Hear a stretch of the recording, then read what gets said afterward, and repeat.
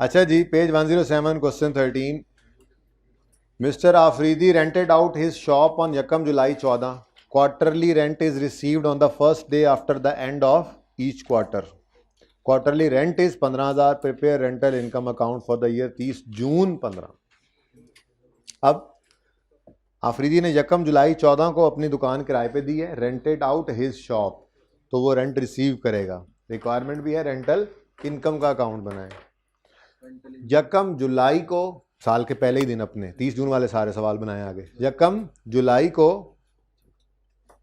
किराए पे दुकान दे दी।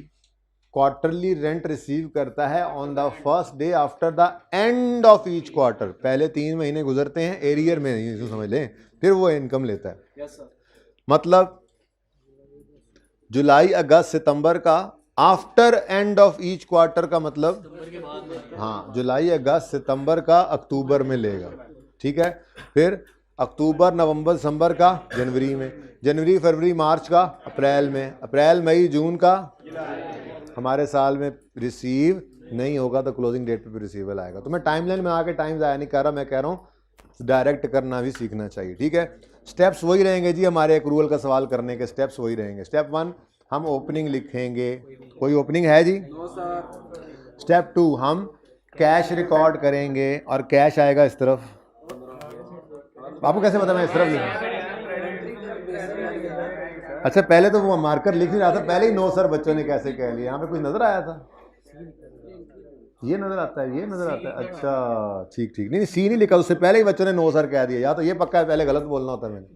ओके जी, कैश का आते ही फौरन सोचो, इनकम है, कैश आएगा, in cash debit income credit. अब आगे डेट्स लिख लेते हैं। यकम जुलाई है, जुलाई अगस्त सितंबर, ठीक है। यकम अक्टूबर लिख लो बेशक, यकम अक्टूबर 14, फिर अक्टूबर नवंबर दिसंबर का यकम जनवरी 15, फिर जनवरी फरवरी मार्च का यकम अप्रैल 16, सॉरी 15, और बस। ठीक है, अब कितना कितना किराया, ये कैश है, देख लेते हैं जी। पर मंथ भी दे सकता है, पर क्वार्टर भी, पर एनम भी। उसने कहा है जी क्वार्टरली रेंट इज 15,000,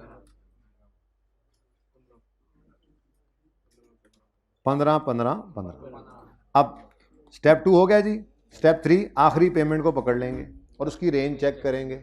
इस पेमेंट ने कहा मेरी रेंज तो है जनवरी फरवरी मार्च, हमने कहा इसका मतलब अप्रैल मई जून। किराए पे तो दिया रखा है ना, उसने नहीं कहा कि किराया खत्म कर दिया, उसने बिल्डिंग ले लिया वापस टेनेंट से। तो मतलब अप्रैल मई और जून बिल्डिंग किराए पे दी रखी, लेकिन रिसीव नहीं किया अभी तक किराया, तो फिर ये रिसीवेबल है। तो 31 दिसंबर पर, चाहे यकम जनवरी अगले ही पहले दिन ही रिसीव हो जाना है, 31 जून ये रेंट है, अच्छा, चाहे यकम जुलाई को ही रिसीव हो जाना है, लेकिन 30 जून की शाम को तो ये रिसीवेबल है। रिसीवेबल है तो सीडी लिखेंगे भाई, टाइम ज़ाया करें। क्लोजिंग रिसीवेबल, बस सीडी, एसिड साइड के ऊपर आ रहा है ना क्लोजिंग, बस जी। कितना? वैसे भी देखो, अगर एक क्वार्टर का रेंट 15 है और साल में 4 क्वार्टर होते हैं तो 60 रुपये की इनकम बननी चाहिए थी।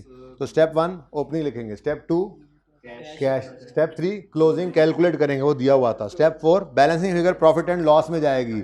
एक्सपेंस की बात करते थे तो एक्सपेंस निकलता था, आज क्या निकलेगा? इनकम।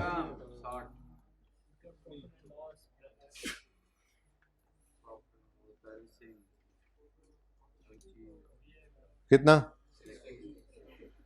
प्रॉफिट एंड लॉस के अंदर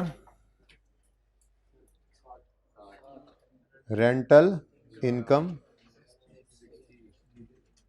ठीक है जी। और बैलेंस शीट में करंट लायबिलिटी या एसेट? करंट एसेट में रेंट रिसीवेबल, रेंट रिसीवेबल।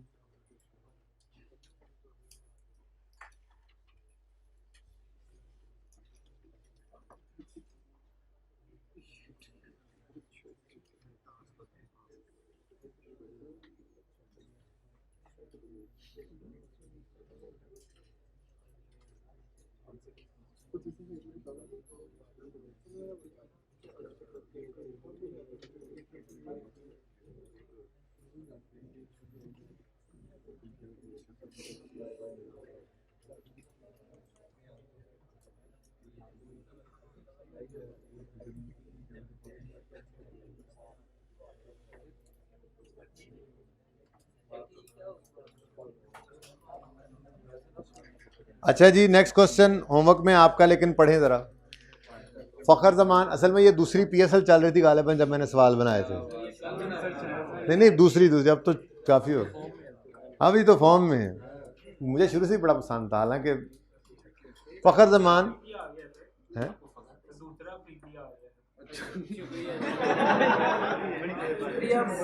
तुम्हें क्रिकेट का कोई शौक नहीं है, मुझे पता है। Mister Fakhar Zaman rented out is shop on यकम अगस्त 14, ईयर एंड इसका भी 30 जून ही है। असल में ना ये 14-15 के अंदर ही वो जब चल रही थी पीएसएल, तो इन लोगों ने फिर घर शर किराए पे दिए हुए थे, उन जमाने की बात है। किसने घर, किसी ने दुकान। अच्छा, Fakhar Zaman rented out is shop on यकम अगस्त 14, रेंट पर मंथ इज 2500, टेनेंट पेज। ये वही जमाना है जब लाहौर को सपोर्ट करने वाले हर दफा की तरह खज्जल ही होते थे, ठीक है। रेंट पर month is 2500, tenant pays quarterly rent in advance starting from यकम अगस्त। तो जिस दिन किराए पर दुकान दी फखर जमान ने, उसी दिन किराया ले लिया 3 महीने एडवांस में, ठीक है। अब अगस्त, सितंबर, अक्टूबर का यकम अगस्त को, अक्टूबर, नवंबर, दिसंबर, जनवरी का यकम अक्टूबर को, नवंबर को, ठीक है, वहां पे लिखते हुए देख लेंगे, ठीक है। उसके बाद फरवरी, मार्च, अप्रैल का यकम फरवरी को, और मई, जून, जुलाई वाले का मसला है, रिसीव कर गए हैं, मई पे रिसीव किया, मई, जून और जुलाई का। अब इस सवाल में 1 महीना क्लोजिंग में हम पर लायबिलिटी बनेगा एडवांस, ठीक है। रेंट पर मंथ गिवन है, ध्यान से देख लो। रेंट पर मंथ है तो क्वार्टर का कितना बनेगा, ठीक है। तो लेजर जब बनाओगे तो ओपनिंग कोई नहीं है, कैश यहाँ पे 75, 75, 75, 75, ऐसे ही है। 25 नहीं है ना, 25 पर मंथ है ना, तो 75 नहीं, सॉरी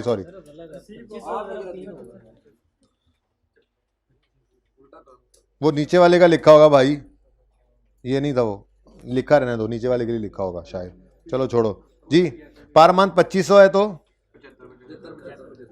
7500, ठीक है, यहां पर आ जाएगा। यकम अगस्त, फिर यकम नवंबर, फिर यकम फरवरी, फिर यकम मई, ये 4 रिसीट्स हमने कर ली। चाहिए 18 पे कर दें, ये 4 रिसीट्स हमने कर ली, ठीक है। लेकिन आखिरी, अब फिर आखिरी को पकड़ेंगे तो वो कहेंगे जी मई, जून, जुलाई का है, 1 महीना एडवांस में, एडवांस लायबिलिटी होती है, इधर लिखोगे balancing figure income, income statement balance sheet भी बना लोगे, जी जी जो भी आएगा। Mister Misbah rented out 3 offices in his plaza for a monthly rent of 25,000 each। ध्यान से पढ़ना है सवाल, बस ये देखना है। एक दुकान का किराया 25,000 है, तो फिर 3 दुकान या दफ्तर जो है इनका किराया बनेगा 75,000, ये इसके लिए लिखा हुआ था असल में, ठीक है।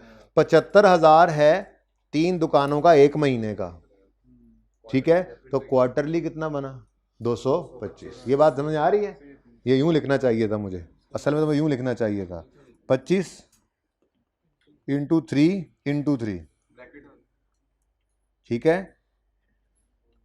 ये जी एक दुकान का किराया क्वार्टर का, और फिर 3 दुकानों का, ऐसे कह लें, या ये 3 दुकानों का और ये फिर पूरे क्वार्टर का, जैसे भी कह लें, ठीक है। 225। आगे यकम मार्च 15 पे, दिसंबर वाला साल आ गया, यकम मार्च 15 पे मिसबा ने ये दुकानें किराए पर, दफ्तर किराए पर दे दिए। He receives quarterly rent in advance starting from 2 मार्च, और 2 मार्च है यकम, एक ही बात है, कोई मसला नहीं, ठीक है। तो 2 मार्च को 225 रिसीव करेगा, मार्च, अप्रैल और मई के, फिर 2 जून को, जून, जुलाई, अगस्त के, फिर 2 सितंबर को, सितंबर, अक्टूबर, नवंबर के, फिर 2 दिसंबर को, दिसंबर, जनवरी, फरवरी। तो 2 महीने यहां से एडवांस निकलेंगे, ठीक है। टाइम लाइन नहीं बना रहा, टाइम बचा रहा हूं आप लोगों को, okay. Trial balance extracts of Abdul Razzaq are as follows. Loan to employees, loan दिया है, ये लोन एसेट होगा फिर, ठीक है। जब लोन लेते हैं तो हम पे लायबिलिटी होती है, वापस करना होता है, तो वो क्रेडिट साइड पे ट्रायल के नज़र आता है। और अगर आपने लोन किसी को दिया हुआ है, एडवांस दिया हुआ है, तो वो आपके पास एसेट है, डेबिट साइड पे ट्रायल में नज़र आएगा, ये देख लो, ठीक है। इंटरेस्ट रेट 12% है, नहीं लिखा हुआ पर एनम, पर एनम ही है, अज्यूम क्या करना है पर एनम, ठीक है जी। ऑन यकम फरवरी 15, डेट भी आ गई। अब 11 महीने का एक्सपेंस बनता है। नीचे कहता है interest on loan to employees, ये 50,000 आ रहा है। अब ये इंटरेस्ट रिसीव कर रहे हैं, इनकम की बात हो रही है, तो ये इनकम है या रिसीट है? इनकम है या रिसीट है? देखो ट्रायल में तो रिसीट की कैश की फिगर ही आती है, मैं यूँ कह रहा हूँ ये कैश है या इनकम है? ट्रायल में तो कैश की फिगर ही होती है भाई, वहाँ पेड था, यहाँ रिसीव्ड है, ठीक है। आप कहोगे नहीं सर, असल में ना आपने पहला जो केस बनाया था ना, उसमें आपने कहा था ट्रायल में लिखा हुआ है एडजस्टमेंट कोई नहीं है, तो यही एक्सपेंस है, यही पेड है। ये मामला ना लोन का थोड़ा नाजुक होता है। अगर आपने लोन के अंदर प्रिंसिपल अमाउंट देखी है, इंटरेस्ट रेट देखा है, डेट देखी है, तो आप एक्सपेंस कैलकुलेट करके चेक कर लें। अगर तो एक्सपेंस इतना ही बना तो फिर ठीक है, यही पेड है, यही एक्सपेंस है। अगर ज़्यादा हुआ तो पेबल निकलेगा, प्रीपेड नहीं निकल सकेगा एक्सपेंस, और ना इधर एडवांस में इंटरेस्ट इनकम, ये नहीं हो सकते। इंटरेस्ट एडवांस में नहीं ना होता, हमेशा एरियर में होता है। तो पे करने वाले का पेबल निकला करेगा, रिसीव करने वाले का रिसीवेबल निकल सकता है। पे करने वाले का प्रीपेड नहीं निकला करता, रिसीव करने वाले का एडवांस नहीं निकलता इंटरेस्ट के केस में, ठीक है ना। अब हम उसी तरह से अपना लेजर बनाएंगे, ठीक है। ओपनिंग कोई नहीं है, फिर कैश की फिगर ट्रायल से कहेंगे जी कैश पड़ा वहां से उठा लेंगे, ठीक है। तो कैश डेबिट, इनकम का लेजर क्रेडिट, ठीक है। उसके बाद क्लोजिंग द डाटा गिवन नहीं है, लेकिन लोन की प्रिंसिपल अमाउंट, इंटरेस्ट रेट और डेट गिवन है। तो आज इनकम की फिगर जैसे कल निकाली थी एक्सपेंस की, आज इनकम की फिगर पहले निकाल लेंगे, ठीक है। जब इनकम की फिगर पहले निकालनी है, जरा चेक करें तो 1250 इंटू 12% इंटू 11/12 करें जरा, 137.5 बनता था, बनती थी इनकम 137.5। तो अभी तक रिसीव कितनी हुई है? 50। तो बाकी क्या आ जाएगा? रिसीवेबल बन जाएगा। वसीम अकरम वाला भी बस ट्रायल में है, लेकिन आसान है। रेंटल इनकम क्रेडिट साइड पे पड़ी है, ठीक है। अपर स्टोरीज ने किराए पे दी है, मंथली रेंट है वगैरह वगैरह, हो जाएगा इंशाल्लाह ये भी, ठीक है। तो ये छोटे छोटे सवाल हैं, 14, 15, 16, 17 ना लीजिएगा 10-15 मिनट से ज़्यादा इनको करने में, ठीक है। डन हो गया? 14, 15, 16 और 17। चलो जी अब चलते हैं बोरिंग कॉस्ट के चैप्टर में से कुछ सवाल करके फिर छुट्टी करते हैं। एक सवाल बस।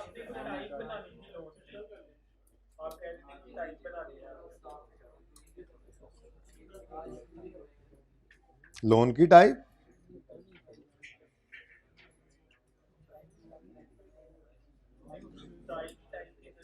किसी और से सुन के आए होगे तुम, ये पिछली क्लास में मैंने बनाई थी, तुम्हें कैसे पता है? अच्छा जी, पूरी दुनिया के अंदर नॉर्मली इससे हटके भी हो सकता है, नॉर्मली 2 तरह के लोन अरेंजमेंट्स चला करते हैं, ठीक है। लोन देने वाले ने लोन दे दिया, मैं अब लोन पेबल की बात कर रहा हूँ वापस, ठीक है। इनकम इज ओवर, इनकम बस साइड पे कर लो, इनकम की अच्छी प्रैक्टिस कर लेना।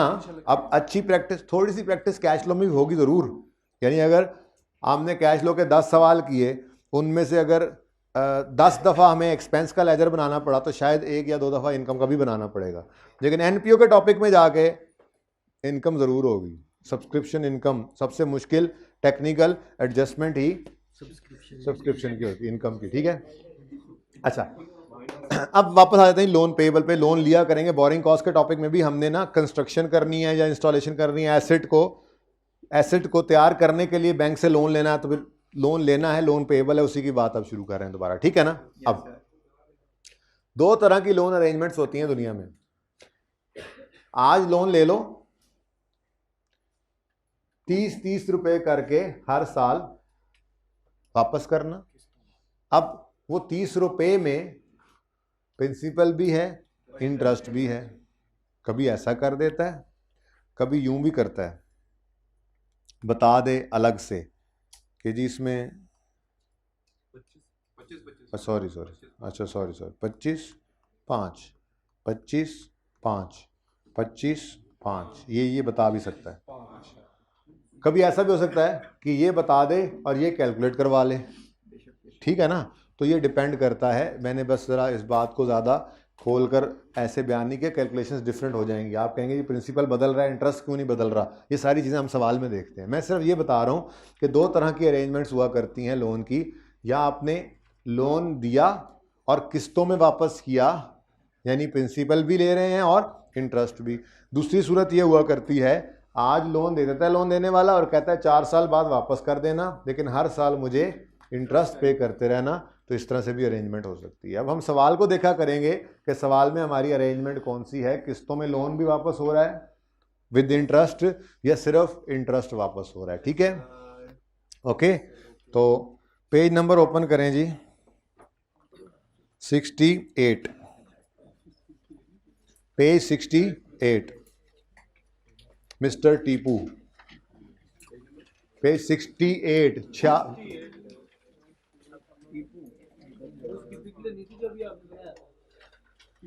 कोई जरूरत नहीं है, लेनी है तो ले लें। 5 पे ना बहस करें, इसलिए लेनी है तो पिक्चर ले लें, वो मैं हटा देता। 5 पे बहस बन सकती थी ना, इसलिए मैंने हटा दिया कि प्रिंसिपल बदल रहा है तो इंटरेस्ट क्यों नहीं बदल रहा। तो मैंने सिंपल सी बस एग्जांपल समझानी थी, इसलिए ऐसे बोला था, इसलिए मैंने मिटा दिया। बाकी ये अरेंजमेंट्स हो सकते हैं।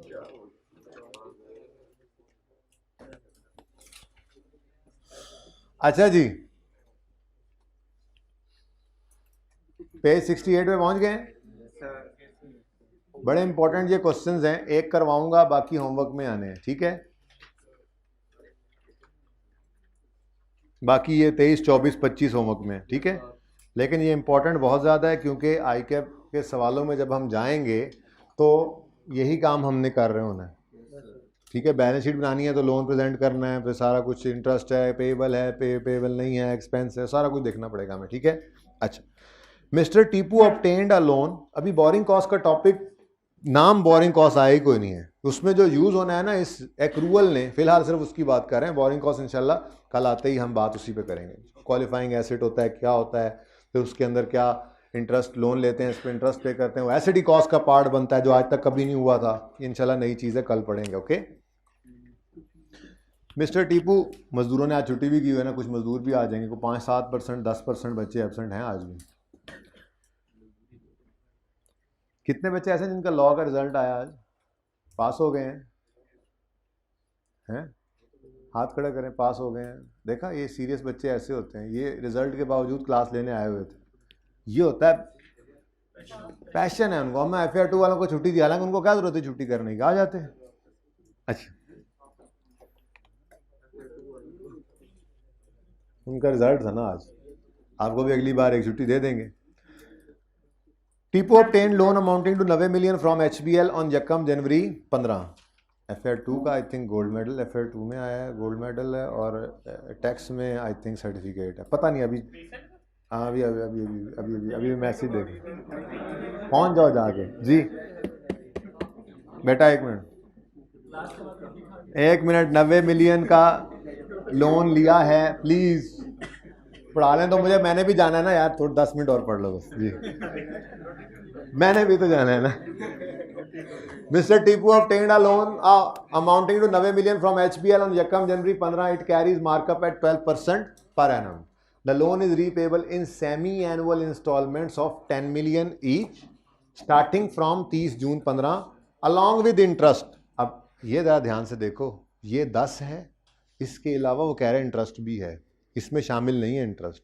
ये नहीं है कि 10 में इंटरेस्ट भी है और प्रिंसिपल भी है, वरना तो लोन अमोर्टाइजेशन स्केड्यूल बनाना पड़ जाए आपको, ठीक है, तो वो बड़ा मसला हो जाता है। चलो, अब रिक्वायरमेंट है कैलकुलेट इंटरेस्ट एक्सपेंस, आपको मौका देता हूं।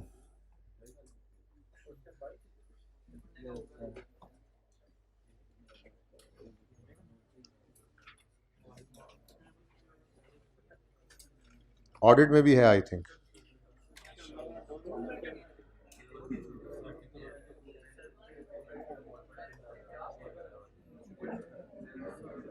अच्छा, आप सवाल करो।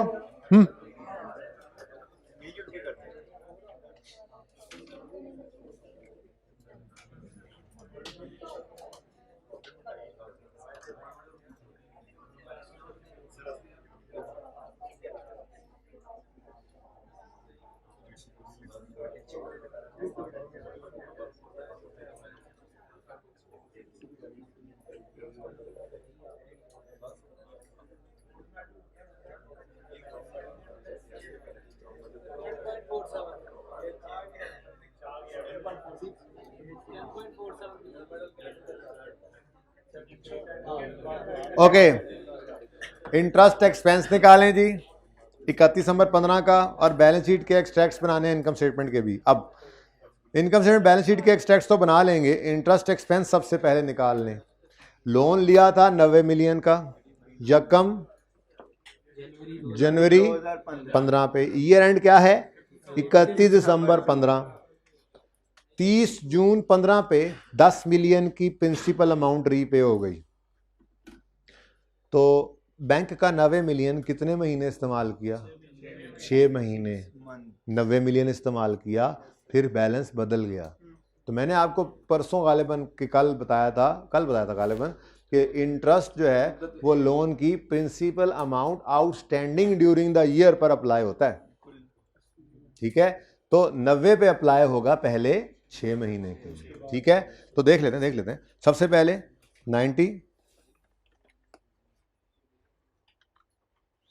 90 मिलियन का लोन था, इंटरेस्ट रेट 12% था। ये इंटरेस्ट रेट पूरे साल का गिवन है ना, एनुअल है, पूरे साल का इंटरेस्ट 90 पे नहीं निकाल लेना।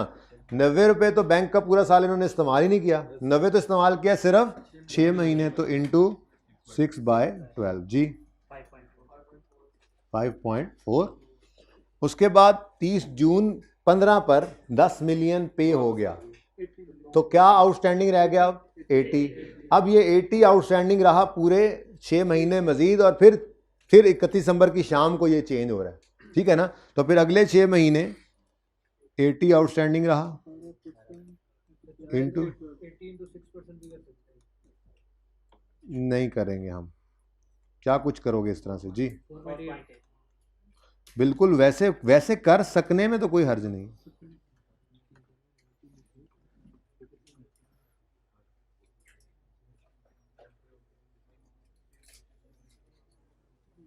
टोटल 10.2 का एक्सपेंस प्रॉफिट एंड लॉस में चला जाएगा, इंटरेस्ट एक्सपेंस डन हो गया। अब देखो इंटरेस्ट भी पे हो रहा है साथ साथ, यानी ये इंटरेस्ट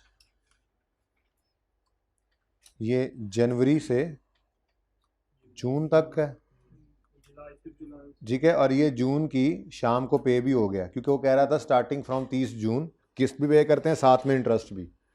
और ये जुलाई से दिसंबर। तो मुझे ये बताएं, ये एंड 31 दिसंबर है, मुझे ये बताएं क्या कोई इंटरेस्ट 31 दिसंबर 15 पे पेएबल नजर आएगा बैलेंस शीट में? 31 दिसंबर 15 पर कोई इंटरेस्ट पेएबल नजर आएगा बैलेंस शीट में? सोच के बताओ। नहीं सर। जनवरी से जून तक का इंटरेस्ट 30 जून की शाम को पे हो गया अलॉन्ग विद 10 रुपए की किस्त। जुलाई से दिसंबर तक का इंटरेस्ट 31 दिसंबर 15 की शाम को पे हो गया अलॉन्ग विद इंटरेस्ट। पे बताता है कि हम आगे इस्तेमाल करेंगे, सिस्टम का इस्तेमाल करेंगे जितनी देर तक उतना इंटरेस्ट। नहीं वो एडवांस तो नहीं करना, मैं तो ये कह रहा हूँ ये 6 महीने जो बनते हैं यकम जुलाई से 31 दिसंबर तक, जो 80 मिलियन आउटस्टैंडिंग रहा उस पर जो इंटरेस्ट निकला है ये 4.8 का, क्या ये इंटरेस्ट 31 दिसंबर 15 की शाम को पे हो नहीं गया? तो क्या कोई इंटरेस्ट पेएबल नजर आएगा? क्या कंफ्यूजन है बोलो, कुछ तो है। हाँ नहीं लोन को नहीं, मैं लोन की तो मैं बात ये भी नहीं कर रहा भाई, लोन की तरफ मत जाओ, मैं इंटरेस्ट की बात कर रहा हूं फिलहाल। इंटरेस्ट 6 महीने पहले 6 महीने का इंटरेस्ट 6ठे महीने के आखिरी दिन पे हो गया, अगले 6 महीनों का इंटरेस्ट हो गया 31 दिसंबर की शाम को पे हो गया, तो ये कोई पेएबल है? ये पेएबल है, ये इंटरेस्ट पेएबल नहीं है। अच्छा ऐसा हो सकता है जो कि आपके घर में होगा होमवर्क वाले सवाल में, यूं भी हो सकता था वो कहता है यकम जनवरी 15 को टीपू ने लोन लिया है, 6 महीने बाद किस्तें पे होनी है स्टार्टिंग फ्रॉम यकम जुलाई। अब क्या होता, यकम जनवरी से 30 जून का किराया यकम जुलाई को पे होता, यकम जुलाई से 31 दिसंबर तक का किराया यकम जनवरी को पे होना था, तो फिर ये क्या आ जाता पे।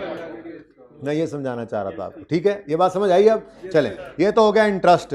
अगर सवाल में हमारे साल के एंड पे जितना रेंट ये इंटरेस्ट था ये पे होगा, तो फिर बैलेंस शीट में कोई इंटरेस्ट पेएबल नजर नहीं आएगा, और तो कुछ नहीं आएगा बैलेंस शीट में। सर ये लोन खुद भी तो आना है, लाइबिलिटी भी तो आएगी। अब 90 रुपए का लोन लिया था, 10 पे हुआ, फिर ये रेंट पे 10 पे हो गया, तो बाकी कितना रह गया? तो ये तो है हमारा long term loan. Long term ही है ना, लॉन्ग टर्म लोन कितना आ गया? 70। सही है? सही नहीं है? क्यों सही नहीं है? ये 70 की लायबिलिटी बिल्कुल हम पे है, लेकिन जरा गौर फरमाएं प्लीज प्लीज प्लीज। हर जून और दिसंबर पे 10-10 रुपए पे होने हैं। 31 दिसंबर 15 पे खड़े होकर 70 रुपए की लायबिलिटी हमारे ऊपर नजर आ रही है हमें, जिसमें से 31 दिसंबर 16 तक 2 किस्तें पे हो जाएंगी, फिर 31 दिसंबर 17 तक 2, फिर 18 तक 2 एंड 19 एंड सो ऑन, जब तक पूरा ना हो जाए। ठीक है, तो 31 दिसंबर 15 पे खड़े होकर 31 दिसंबर 16 तक का अरसा जो अगला एक साल है वो करंट है, तो अगले उस एक साल के अंदर 2 किस्तें पे होनी है 10-10 की। तो इस 70 में से 20 नॉन करंट है ही नहीं, वो करंट है। तो सारा 70 ना नॉन करंट है, ना ही सारा 70 करंट है, इसके तो कुछ हिस्से करने पड़ेंगे। ठीक है, वैसे समझा देता हूं आपको, इधर से जरा देखो। हमने यहां पर यकम नहीं 30 जून था, 30 जून था बेटा, यकम जुलाई नहीं, 30 जून पर एक किस्त पे करनी है, फिर 31 दिसंबर पर एक किस्त पे करनी है, फिर 30 जून पर एक किस्त और पे करनी है, फिर 31 दिसंबर पर किस्त पे करनी है, फिर 30 जून पर, 31 दिसंबर पर एंड सो ऑन, जब तक पूरा ना हो जाए। ठीक है, अब आप खड़े हुए हैं यहां पर, ये आपकी बैलेंस शीट बन रही है। ठीक है, आपने लोन लिया था 90 रुपए का, ठीक है, 10 और 10 इसी साल में पे हो गया, तो रह गया 70 का। ये 70 आपके ऊपर लायबिलिटी है। ठीक है, लेकिन यहां पे खड़े होकर आप एक ऐनक लगाओगे जिसकी नजर जो है वो साल तक जाती है, वो ऐनक देखेगी कि आप यहां खड़े होकर 31 दिसंबर 15 पे खड़े होकर करंट पोर्शन कहलाता है 31 दिसंबर 16 तक का अरसा। तो यहां खड़े होकर आपकी नजर पड़ेगी तो आप देखोगे ये 10 और ये 10 अगले एक साल में पे हो जाना है, तो ये हमारी करंट लायबिलिटी है। तो आप यहां पे आओगे बैलेंस शीट में, यहां पे आकर लिखोगे current portion of long term loan. क्या लिखोगे जी? करंट पोर्शन, करंट मेच्योरिटी भी लोग कहते हैं इसको, current portion of long term loan. ठीक है, ये कितना है जी? 20। अगर current portion of long term loan 20 है, तो फिर बाकी 70 में से 20 माइनस करें तो क्या बच गया? ये इंट्रो वाली एडजस्टमेंट है, वैसे आपने की हुई होगी वैसे फाइनल। तो देखो इधर देखो, कोई ये ना समझ लेना कि हमने 70 की लायबिलिटी नहीं रखी, उसको 50 कर दिया है। खुदारा बैलेंस शीट में देखो लायबिलिटी पूरी 70 ही है, सिर्फ प्रेजेंटेशन उसकी ऐसे की है कि करंट नॉन करंट की बाइफर्केशन हो गई है। अब हम सही से बता रहे हैं कि ये 20 अगले एक साल में लायबिलिटी हमने उतारनी है और ये उससे भी बाद में। आसान क्या है? एक मिनट, आसान क्या है? एक मिनट रुको फोटोग्राफर, आसान क्या है? यहां खड़े होकर ये अगला एक साल देखना आसान है, या यहां खड़े होकर इसको छोड़कर ये सारे साल देखने आसान है? पता नहीं कहां तक जाए। 50 साल वाला लोन है तो 50 साल को बैठ के देखोगे, गिनती करोगे। आसान काम क्या है? टोटल लायबिलिटी जो पड़ी है इसमें से सिर्फ करंट पहले निकाल लो, आसान है 12 महीने अगले देखना। वो करंट जो है टोटल में से माइनस करो, बाकी क्या आ जाएगा? Non current. सर एक बात दोबारा बताइएगा। कौन सी? सर ये एडवांस के जो आपने ऊपर बताया था कि लोन क्लोजिंग पेबल्स को आ सकता है इंटरेस्ट का, जो जी अगले सवाल नहीं, वो मैंने ये कहा, वो छोड़ो उसको, यहां पर बात करूं तो एक्सपेंस वैसे प्रीपेड भी होता है, पेएबल भी होता है। मैंने कहा था इंटरेस्ट का जो है ना, वो दुनिया के अंदर प्रीपेड वाला चक्कर कोई नहीं होता, इंटरेस्ट पेएबल ही होता है। तो ये एक्सपेंस, जिसने लोन लिया उसका इंटरेस्ट पेएबल होता है, तो जिसने लोन दिया होता है उसका इंटरेस्ट रिसीवेबल होता है। इसका प्रीपेड नहीं हो सकता तो उसका अनअर्न्ड नहीं ना हो सकता, इतनी सी बात की थी। इंटरेस्ट कोई नहीं एडवांस में पे करता। ठीक है, अच्छा, अब इससे अगला जो सवाल है वो आपको होमवर्क में अगले सवाल 3 है, गालिबन 3। तीनों होमवर्क में है, लेकिन खूब इनकी प्रैक्टिस ऐसे करके आनी है, एक्सपेंस भी निकालना है। और अच्छा, अब इसमें होगा क्या,